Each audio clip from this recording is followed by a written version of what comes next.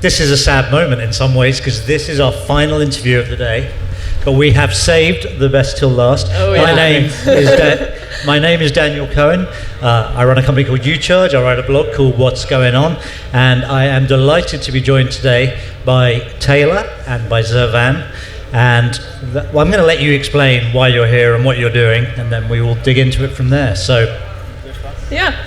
Okay, so we started traveling 4 years ago, and we've been traveled around Southeast Asia and then Europe, and then this year we decided to do travel around the US, and we're thinking about the best way, and it's of course driving around the US. It's like a big country, big streets, you can drive really well, but we didn't want to do it the standard way, so we looked into EVs, and right at that moment the ID Buzz came out, and we're like, yeah, I think that's the perfect vibe, the nostalgia, and it's EV, it's new, we want to drive around the country, let's get this car and just do all the states, or like all the continental states of the United States, and that's the plan for this year, and we want to go to all states so far. This is state number 23. Tonight we will be in Virginia, state number 24, so... Halfway there. Halfway there, yeah. And we've driven over 18,000 miles so far. Yep. And when did you start? We started in March, took a little break, but we've been 6 months on the road. And when you're driving through, I mean, you're obviously not just sort of barreling through each state just to check them off the list. So what are you doing in each state? Yeah, so in each state, we're kind of hitting up all the places that we want to go to, whether that be national parks, state parks, cities, anywhere we kind of want to see in the US to explore the country. Right. We hit. And so, all right, so obviously you're using an EV for this purpose, and it's a cool thing. And if anybody is interested, you should go check out the Buzz. It's over there, kind of near where the test drive, next to the plane, right? Yeah, next to the plane. And the boats. And the boats, the EV boats. Yeah, exactly. And you've made it livable and sort of done your own design there, which is very cool to see.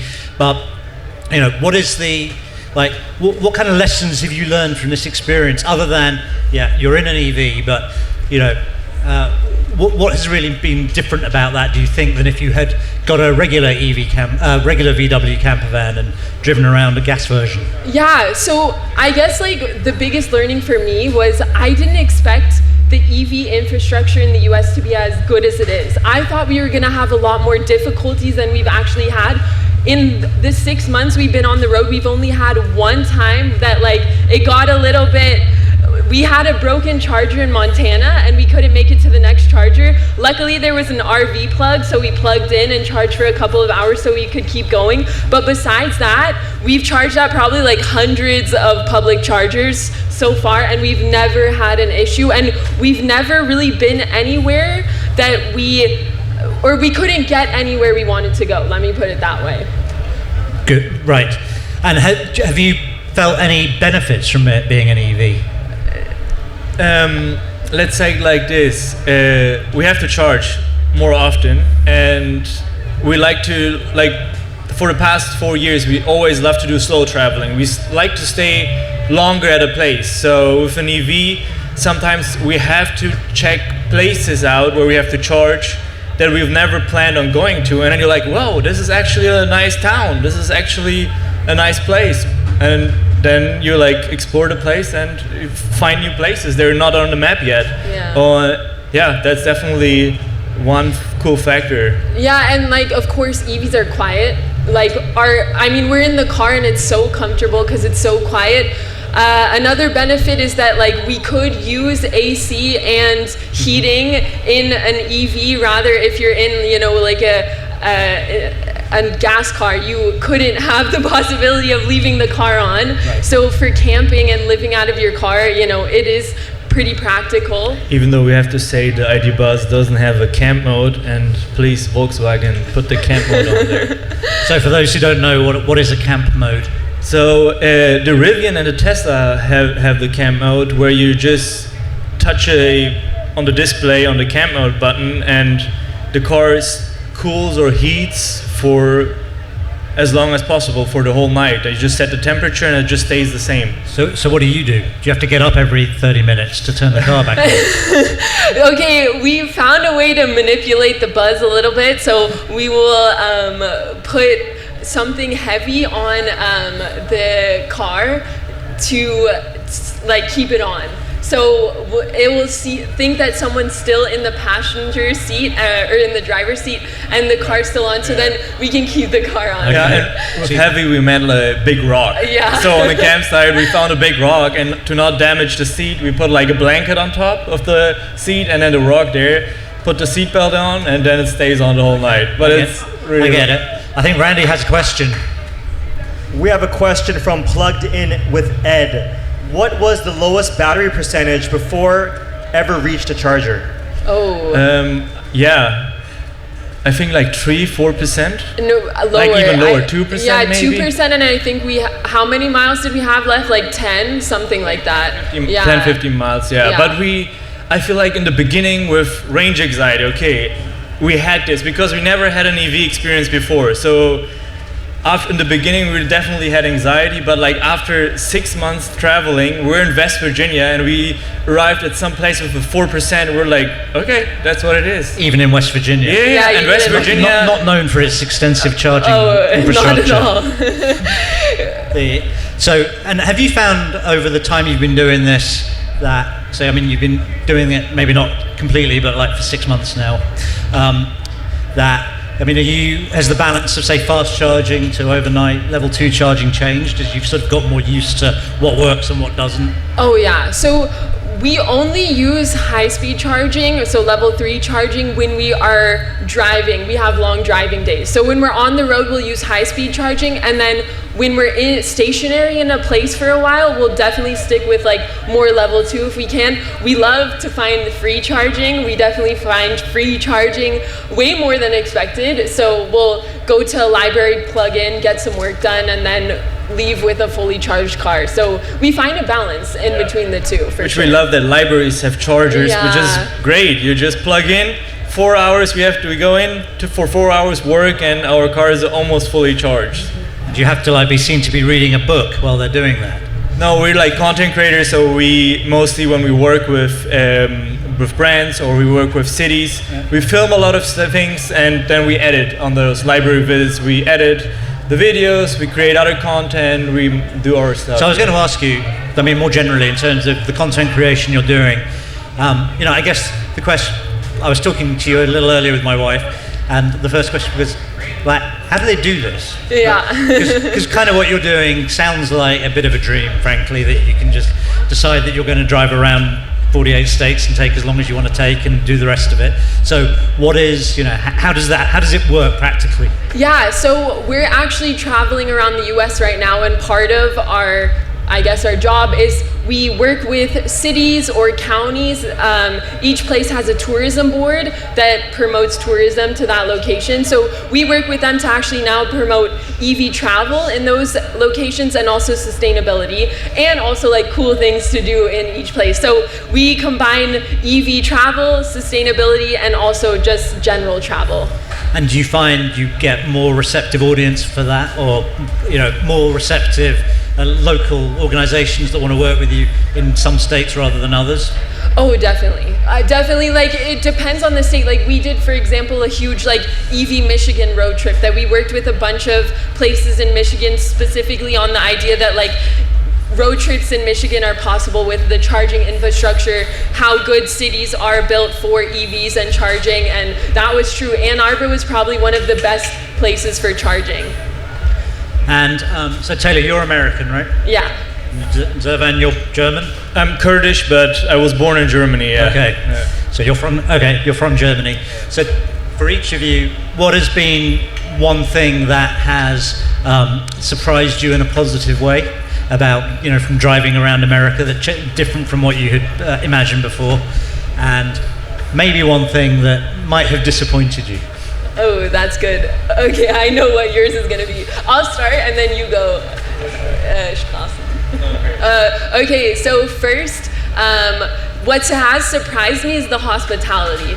wherever we've gone, even on social media, when we post on TikTok, people are like, let me take you out to dinner, let me grab coffee for you, like all this stuff. We're so surprised. We've been invited to like people's farms in Arkansas. People have just been way more like hospitable than I expected, which has been really, I guess, in light of everything that's going on, it's really nice to see a lot of positivity still out there in the US. And then what has... So it's my turn now to say the negative thing, of course.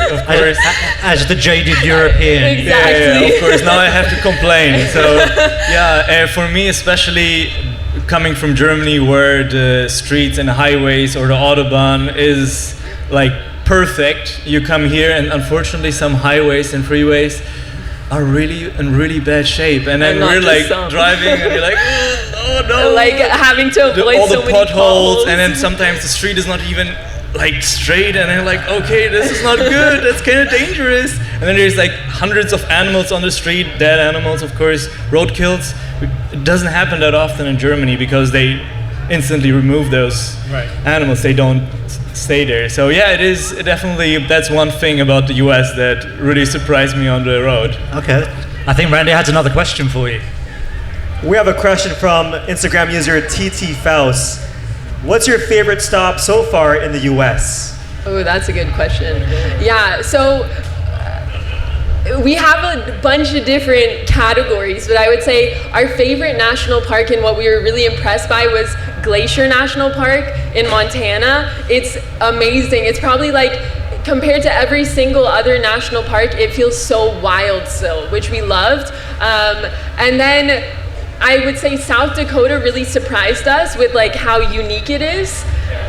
Probably the Badlands. Oh my God, you feel like you're on a different planet. That was one of the craziest experiences ever. There's not a lot, but you're just there and you're like, wow, is this even Earth? And that's what I really appreciate about like now traveling in the US.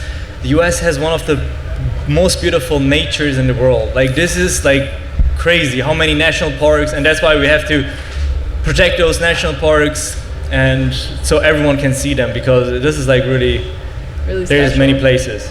And what has been, I think, the crucial question, and the thing your whole trip was probably building up to, but what has been the number, you know, your biggest thing that you have enjoyed most about Long Island? Oh, we unfortunately didn't get to see a lot of Long Island because we were only here for a little bit. Okay. But I really, yesterday or the day before, we got to go a different way back to the Airbnb we're staying at, and we drove all along the water, and that was really beautiful. We've been to, of course, New York City before, not on this trip. We'll definitely come back on this trip again, but of course New York City is like New York City. It's amazing. And so where did you say you're headed next? We are actually headed to Virginia tonight. To Virginia? Yeah. So you'll be going through Delaware, I guess, to get there? Yeah. New Jersey and Delaware? Yeah. Probably, probably. Like we don't really plan ahead, we like literally come in our car. But are these states you've already crossed off your list? Not yet. So because of the work that we do, we have to be in certain states at certain times. Okay. So we have to be in Virginia soon, but we will be coming back for sure to the East Coast next summer. So when you drive through, say, Delaware or Maryland, you're not counting them yet? No, we don't count them yet. No, okay. We have to stay long in each, like we at have least to a stay couple little nights. bit. Got Yeah, it, right. Sure. Sorry, right, I understand. So, you know, if somebody else wanted to emulate what you're doing, should they do that? So I wouldn't say quit your job and start doing it. How we did it, we like right after college, we just left with $1,000 and went to Indonesia, and it was okay. We didn't need as much money, and slowly with time, we kind of like built this, and some income came, but it was never like, oh, okay, we're gonna do this full time. It was just like we want to do it for fun. But then we realized, okay, yeah, it kind of works. Maybe we can do it. And now after 4 years, it kind of like pays off slowly. So it is a work in progress. It's like building a business. It's not just coming from one day to another. Have another job, maybe something remote, and then that's the best ideal way. Have a remote job so you can travel wherever you want to go. Yeah. And apart from camp mode, are there any kind of features you wish the Buzz, now that you spent a lot of time in that Buzz, Are there features you wish it had that would make it even better suited to the endeavors you're currently embarking on? That's a good question. Okay, yeah, some things. So I think compared to any other EV on the market right now, the Buzz has the most space. For what we want to do, the Buzz, in terms of space, is amazing. Like, we love how open it is. I think the software for us is not, like, it gets the job done. It does what it needs to. Even though without camo? Even though without camo. That's the only thing. I know, okay. And then still, like, I understand the range is probably something everyone is critiquing, and it's a valid point, and I get it. For our use case, it doesn't really matter because we do slow traveling. But if the Buzz had like over 300 miles of range, that would have been probably even better for us. But or maybe for more other people who would want to buy that car. But yeah. But as I say, like, and as people have been coming by, every 2 to 2.5 hours we stop to charge for 20 minutes. Yeah. It really doesn't, and like, we use the time charging to do other things. Like, we make coffee, we cook breakfast, we answer emails, we're working, you can get a lot done in the time charging, and like, usually the charging ends and we still have to do something, so we can't drive away right away. It doesn't make a difference. For us personally, yeah. And I think in the beginning, for most people, I think the range anxiety is a big thing. Yeah. But when you get used to it, you're like, oh, whoa, yeah, that's actually a pretty calm and smooth and chill way of traveling, having like a break in between all the time. So we enjoy it. For us, it's perfect. Great. So is there anything else you would like to tell us about the experience, or about your experience of, have you been to other ones of these Electrify Expos, or is this your first one? No, this is our first one, but it's really cool to see. I think there's a lot of misconceptions that people have about EVs. We get it all the time in the comments. We see it often that, the biggest critique we get is EVs aren't road trip cars, and we disagree with that. And I guess through our content, we're also proving it too. Like, the journey is also part of the adventure too, and the whole way of getting there is also part of it, and we get to see and stop in areas we wouldn't have previously stopped at because we can charge. So yeah, I mean, I'll just make one comment. The journey is part of the adventure. On Friday, when I think I first met you, I had to get 36 miles from here to New Jersey for my son's soccer game. That took 2 hours, and I can tell you that journey was not a positive adventure. Yeah. But I think Randy may have another question. Yeah, this is a personal question. As content creators and EV road trippers, have you met other road trippers and had great conversations with them about EV road trips? Yeah, actually we met and traveled and camped with a friend. His name is Nico Murillo, and he's doing Tesla EV van life, and his mission is to, he wants to drive all around the US in his Tesla Model Y, and he converted it one side where he's just hit one bed and then he's sleeping in it, and he lives from it full time. So he's been doing it even for over a year, and yeah, there is people out there, they're doing the EV van life, even though there is not that many cars you can do it in, but hey, it works. People get creative, which is awesome to see. So, I mean, for those who haven't been to see your Buzz, what work did you do? So how did you customize it? Yeah, so we took out the third row, and in exchange for the third row, we built a box that has drawers. So it gives us a lot more storage space and also workspace, so we can cook on it because we have lids for the drawers. But other than that, we haven't made any other modifications, but we made the drawer system lie at the same height as the second row. So it's pretty practical. We can still use the second row if we need it. If not, most of the time we just have our bed fully laid out and it's always ready to go. So we just arrive at a place, close the windows, and then just go in the back and sleep? Yeah. And how do you wash? That's a good question. Yeah, so of that's course, probably the hardest. Yeah, that's probably one of the most challenging parts of doing the van life thing, and especially if you don't have a shower. We go on campgrounds, of course, and the benefit at campgrounds is we pay for the night there, we pay for charging included because we can charge overnight at an RV plug, which is great, and we get showers and sometimes even laundry too. So campgrounds are really the best when you want to once a week at least we go to a campground, and in between recreation gyms have you pay $5. And you can go in the gym and you can take a shower, so that works too. Yeah. And are you always planning where you stop? Or sometimes you just doing this on a whim, say, we'll spend the night here? A mix of both, a mix of both. So we spend some time planning, but at the same time, we sometimes arrive in a state and then we figure it out. We're pretty spontaneous. We honestly don't plan where we're going to charge a lot anymore either. Our GPS and our buzz does it, or we'll use apps, of course, like ChargeWay or PlugShare to find chargers at locations and maybe test out road trips to see, like especially on ChargeWay, you know, test out road trips to see if it will actually work, because like West Virginia definitely got a little bit more like funky. So It was a challenging state, but it still worked. Right. Well, is there anything else you'd like to tell us about your experience? Because if not, I think we can probably wrap this up, but it's really fascinating and great to meet you guys. Yeah. And, you know, a great way to kind of wrap up everything we've been talking about over the course of the weekend, which is, you know, new interesting ways of being able to use EVs. And, you know, this isn't just about getting to school, or, you know, this can be fun.